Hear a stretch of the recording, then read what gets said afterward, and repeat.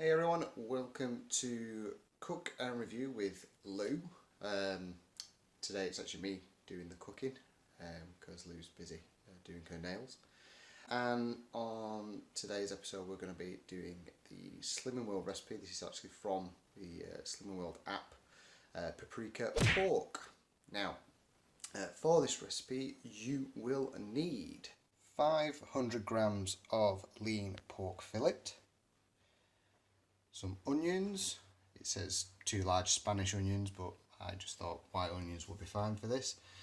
A whole red de-seeded pepper, chicken stock, paprika obviously, and again this is one where we've cheated a little bit because it said to use fat-free fromage frais, but unfortunately Aldi didn't have any fromage frais, so we've had to go with natural fat-free yogurt. So hopefully it will taste similar and we'll get a similar finish. And to go along with this, we're going to do some just some boiled rice. So without further ado, let's get cooking. Okay, so first of all, what we do is we take the pork and we dice this up. So I'm just going to do that now. Doesn't actually say how big the pork needs to be, but I'm just going to sort of do it as sort of bite-sized mouthfuls. It really would help if we had a decent set of knives, so I wasn't having to work as hard as I am to get this cut into the pieces that I need it to be cut into. Now once we've got this cut up, then they're going to put that to one side, and we're going to then cut up our veg, our peppers and onions. Now with the onions it tells us to cut it into thin wedges. So again, with our amazingly unsharp knives, we'll see how well we can do that, because as I say, and as you all know, cutting onions isn't the easiest thing to do, especially with semi-blunt knives. So I'm just going to put it to one side and then do the veg.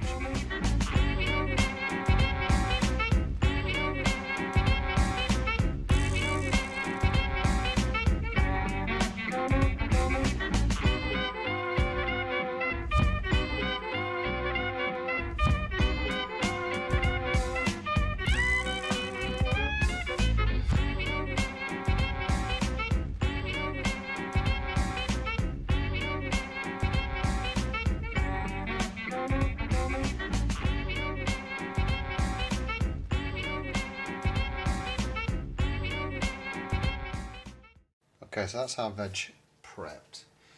We're now going to turn on the frying pan and get our fry light. Spray that in there like that.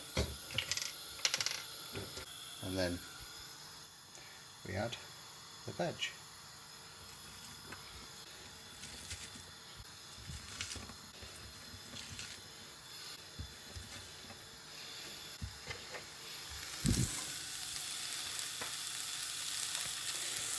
We let that fry for about 4 minutes, and then we add the pork.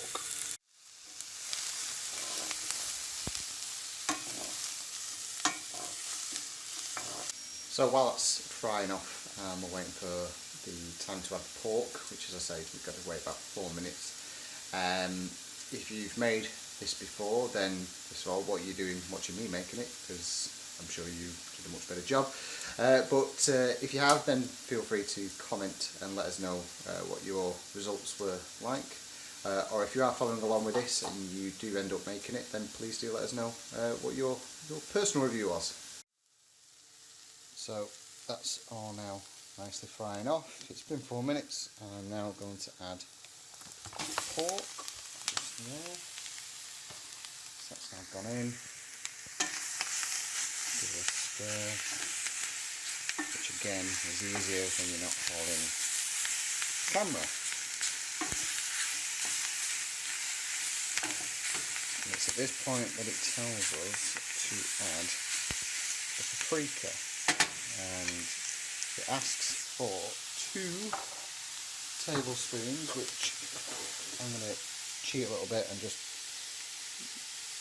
go by sight, and I reckon a little bit more. There we go, we want plenty of flavour in this. I'm going to say that's 2 tablespoons of paprika. Again, need to give this a good stir around, make sure all that meat is covered in paprika. Again, we've not gone for the standard paprika, went for smoked because I personally think it adds more flavour.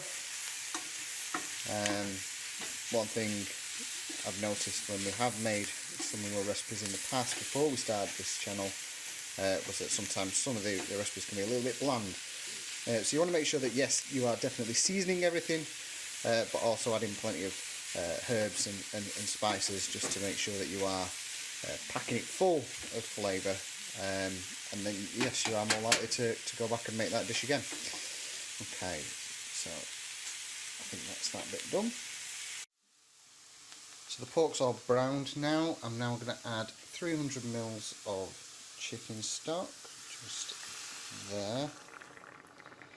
And what I have done is I've actually turned the heat down because we want to get this to just simmer, lightly simmer.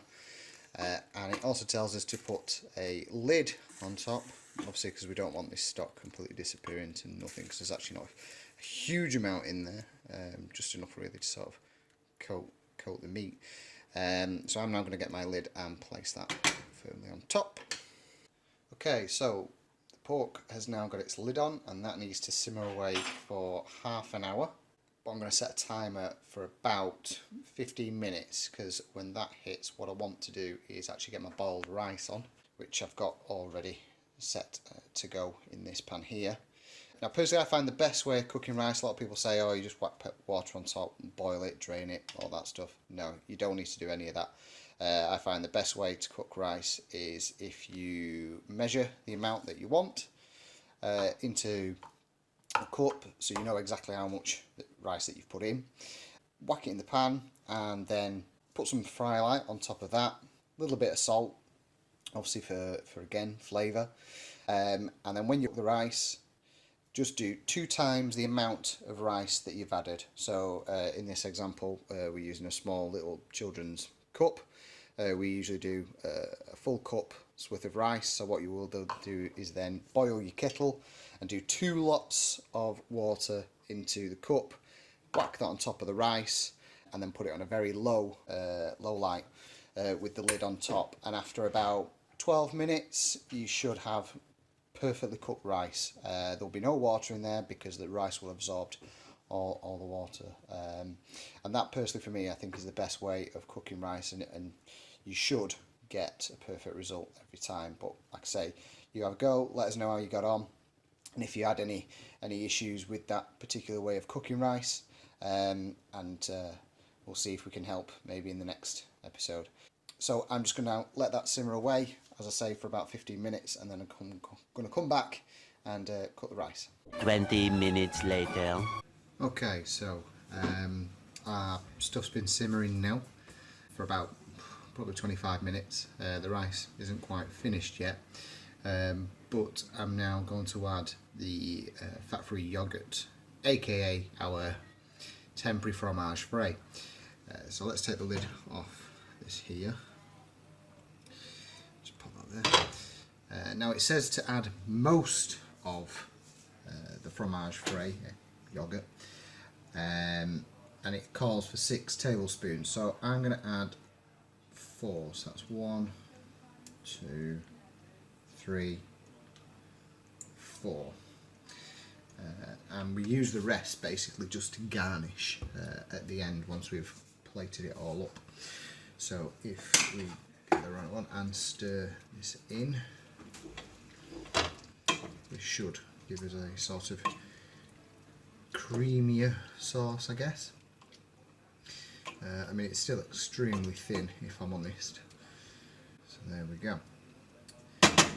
And now we just wait for the rice to finish.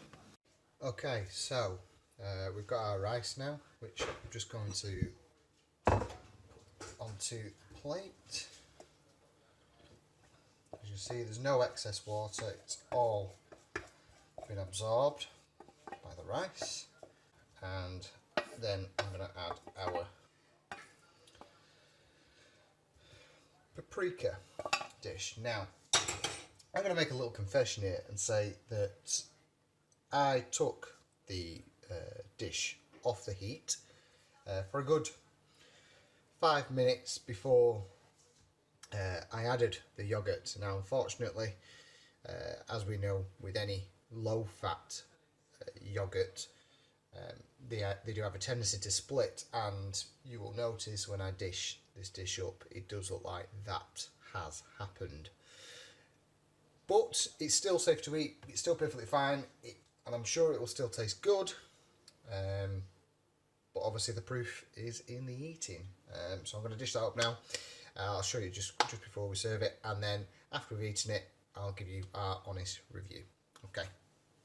So there you have it, Slimming World's Paprika Pork, albeit not the best presentation, and of course a sauce that appears to have split, but let's sit down, try it, and see what we think.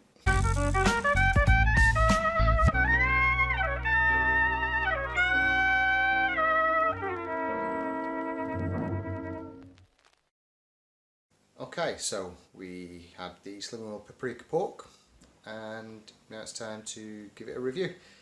I personally would say that for the ease of being able to make it, the amount of flavour that it had, and despite the issue with the yoghurt, which might not happen if you actually use fromage frais, I don't know, we'd have to try it again at some point.